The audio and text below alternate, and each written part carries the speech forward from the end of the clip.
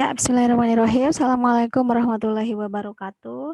Mohon maaf ya, ini agak siang uploadnya karena kebetulan WiFi saya udah 2 hari mati.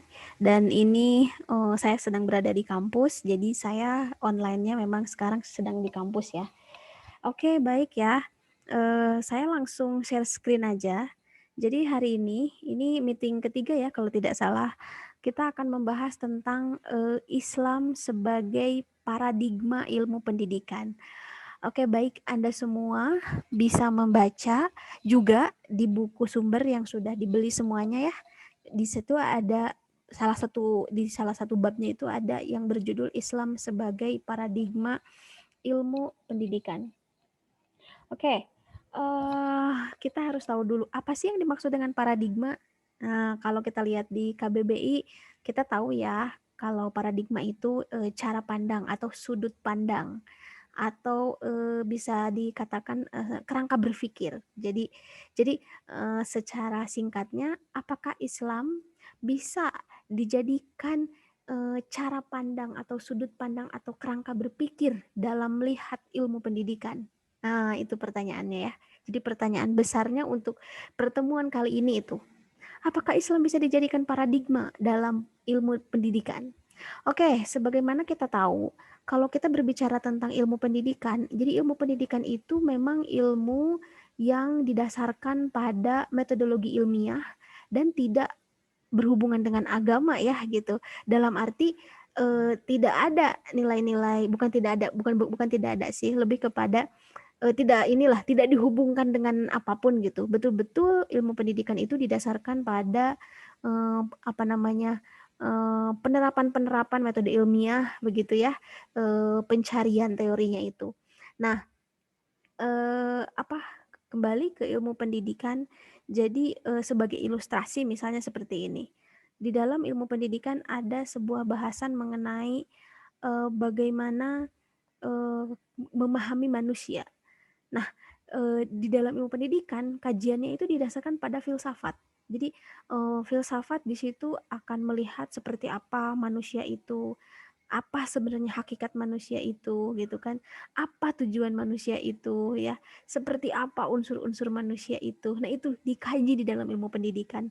Dan tidak ada perspektif agama begitu loh, khususnya Islam ya. Itu loh sebagai ilustrasi ya. Jadi itulah kenapa ada pertanyaan besar, apakah Islam bisa dijadikan sebagai paradigma di dalam ilmu pendidikan? Oke, jawabannya ada 3 hal. Oke ya, saya langsung saja. Ada 3 hal, bisa ya. Intinya adalah bisa. Pertama, alasannya adalah kenapa bisa? Islam itu merupakan ilmu normatif, sehingga nilai-nilai Islam dapat dijadikan norma dalam ilmu pendidikan. Jadi ya kita kan tahu ya gitu, Islam itu syarat dengan nilai-nilai norma gitu ya, dengan norma-norma. Nah, itu bisa masuk loh atau bisa diintegrasikan ke dalam ilmu pendidikan. Contoh lagi aja, tadi aja ketika misalnya membahas tentang hakikat manusia, maka nilai-nilai Islam bisa dijadikan sebagai referensi gitu ke dalamnya. Begitu ya. Kalau di dalam ilmu pendidikan mungkin filsafat betul-betul 100% murni dari filsafat pembahasannya ya, ketika membahas tentang hakikat manusia. Nah, ketika Islam dijadikan sebagai paradigma, maka Islam masuk gitu loh, melihat perspektif manusia dari sisi Islam gitu. Kebayang ya? Jadi seperti itu. Itu alasan yang pertama. Bisa kok Islam dijadikan sebagai paradigma dalam ilmu pendidikan karena barusan Islam itu memiliki nilai-nilai normatif begitu ya, sehingga nilai-nilai itu bisa dijadikan atau bisa terintegrasi ke dalam ilmu pendidikan. Yang kedua alasannya, eh, kalau kita melihat filsafat Barat itu memang sifatnya sekuler. Jadi sekuler itu mereka memisahkan aspek kehidupan ya, terutama mungkin agama ya, gitu dengan pendidikan. Jadi tidak ada tuh pelajaran agama, tidak ada gitu. Itu salah satu cirinya. Karena memang filsafat pendidikan barat itu memang bersifat sekuler. Nah, ilmu pendidikan kan karena ilmu pendidikan didasarkan pada tadi ya, pada filsafat barat, kemudian tidak dihubungkan dengan agama, maka ketika ada pertanyaan, apakah Islam bisa menjadi paradigma ilmu pendidikan? Bisa, karena justru Islam kebalikannya. Kalau di Islam mah syarat dengan nilai-nilai religius. Sehingga nilai-nilai religius ini bisa atau menjadi sangat potensial untuk dijadikan sebagai paradigma dalam ilmu pendidikan. Jadi lagi-lagi di sini combine ya, jadi combine gitu. Jadi nilai-nilai Islam atau religiositas yang ada di dalam Islam itu bisa dihubungkan dengan tadi ilmu pendidikan gitu. Oke ya, itu alasan yang kedua. Dan alasan yang ketiga adalah kenapa Islam bisa dijadikan sebagai paradigma di dalam ilmu pendidikan. Ya memang Islam itu syarat dengan nilai-nilai spiritual sehingga nanti ketika Islam menjadi paradigma di dalam ilmu pendidikan maka akan ada keseimbangan antara nilai-nilai spiritual dan juga nilai-nilai duniawi gitu. Jadi banding ya. Jadi tidak duniawi saja, tidak bersifat sekuler gitu. Nah, ketika Islam masuk, maka akan seimbang antara rohani dan ukhrawi gitu ya. Antara duniawi dan ukhrawi gitu. Oke ya, itu alasannya kenapa memang Islam ini bisa dijadikan sebagai paradigma di dalam ilmu pendidikan. Yang selanjutnya, oke ya, next ya. Nah, sekarang ada pertanyaan besar lagi nih. Memang Islam itu punya sistem pendidikannya tersendiri ya? Atau memang mengadopsi konsep-konsep lain gitu dari luar? Nah, kan sebelumnya kita juga sudah belajar ya, di mana kalau kita berbicara tentang sistem, maka ada banyak unsur di dalamnya.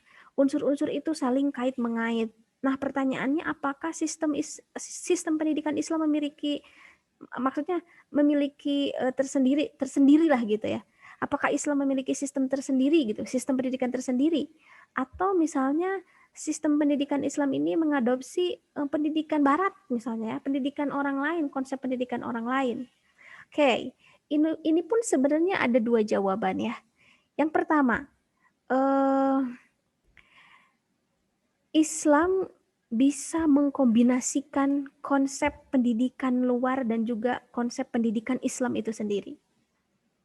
Jadi artinya bahwa kita bisa mengadopsi konsep-konsep dari luar. Konsep-konsep ilmu pendidikan Barat itu bisa kita adopsi selama ukurannya adalah kebenaran.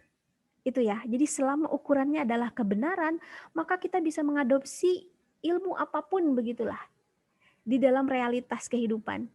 Termasuk di dalam pendidikan.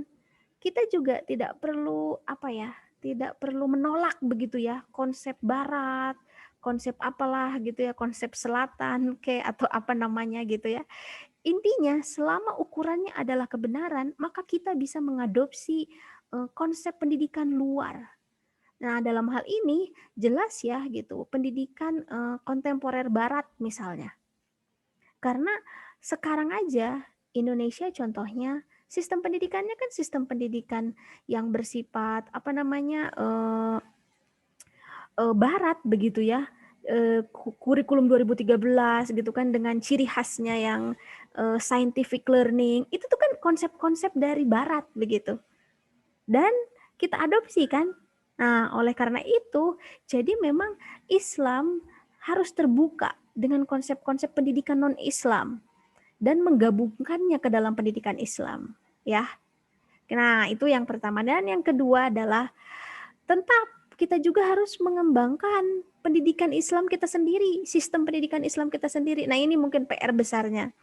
Ini mengembangkan pendidikan Islam dengan memakai sistem pendidikan kita sendiri ini ternyata tidak semudah yang dibayangkan ya. Bahkan sampai detik ini pun UIN aja misalnya ya, UIN ini sedang mengembangkan. Posisinya ini sedang mengembangkan gitu. Jadi sedang mengembang UIN, madrasah ibtidaiyah, madrasah sanawiyah, madrasah aliyah. Sampai detik ini pun kan posisinya sedang mengembangkan sistem pendidikannya Islam gitu. Seperti apa sistem pendidikan Islam itu?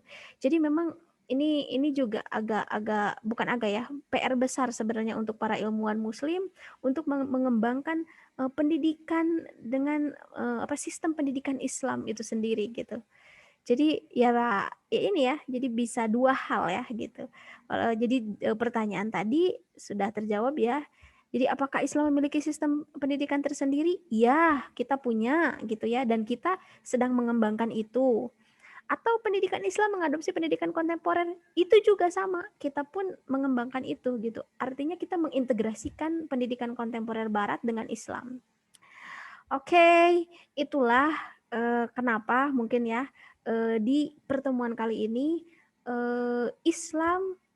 apakah Islam gitu kan bisa dijadikan sebagai paradigma di dalam ilmu pendidikan? Ya jelas ya jawabannya yang barusan saya katakan, panjang lebar gitu ya. Oke, gimana kebayang nggak? Nah, ini ya nanti dampaknya nih di pertemuan minggu depan itu otomatis kita akan selalu bersentuhan dengan Islam. Yang sudah saya katakan dari awal bahwa mata kuliah ilmu pendidikan Islam ini memang orientasinya ya memang akan ke Islam. Karena kita ada di lingkungan Islam ya, artinya di lingkungan sistem pendidikan Islami yaitu UIN. Oleh karena itu saya untuk tahun ini ya, terutama untuk angkatan Anda ya dan mungkin seterusnya saya juga ingin lebih mengembangkan ke arah ilmu pendidikan Islam. Jadi orientasinya adalah sistem pendidikan Islam gitu ya. Bagaimana mengembangkan itu loh gitu.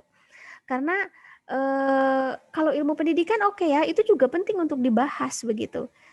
Tetapi saya rasa itu bisa dipelajari juga lah di luar mata kuliah ini. Artinya Anda bisa beli buku-buku sumber yang berhubungan dengan ilmu pendidikan, banyak sekali ya referensinya.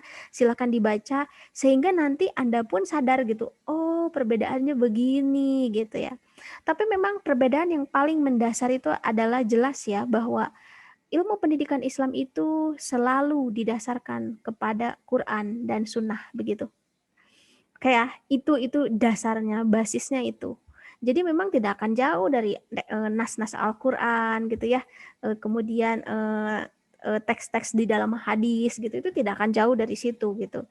Kayak nanti minggu depan akan lebih terbayang lebih jauhnya ya seperti apa rasanya gitu ya ketika Islam masuk gitu ya ke dalam teori-teori di dalam ilmu pendidikan, ketika Islam menjadi warna gitu di dalam mempelajari ilmu pendidikan, itu minggu depan akan lebih terasa sebenarnya karena kita sudah masuk pada inti dari pokok pembahasan begitu. Oke, seperti itulah Islam sebagai paradigma ilmu pendidikan. Silahkan mungkin Anda ingin bertanya, ingin mendiskusikan suatu hal dengan saya. Silahkan Anda bebas bertanya. Seperti biasa, pertanyaan Anda simpan di LMS ya. Karena saya nanti akan membaca LMS, kemudian seperti biasa saya juga akan ngepost jawabannya di grup ya, di voice note. Oke ya, untuk saat ini belum ada tes-tesan ya, nanti kan ada tes ya. Mungkin entah minggu depan, entah 2 minggu yang akan datang, pokoknya ya ikuti terus pembelajarannya, ikuti terus YouTube-nya, ikuti terus videonya, dan jangan lupa baca juga buku sumbernya ya, yang sudah dibeli. Oke, itu saja yang bisa saya sampaikan untuk pertemuan hari ini. Kalau misalnya Anda susah untuk absen, tidak apa-apa, itu bisa dilewat. Nanti saja saya akan ngotak-ngatik lagi ya LMS-nya ya, supaya absennya mudah untuk diklik. Oke. Assalamualaikum warahmatullahi wabarakatuh.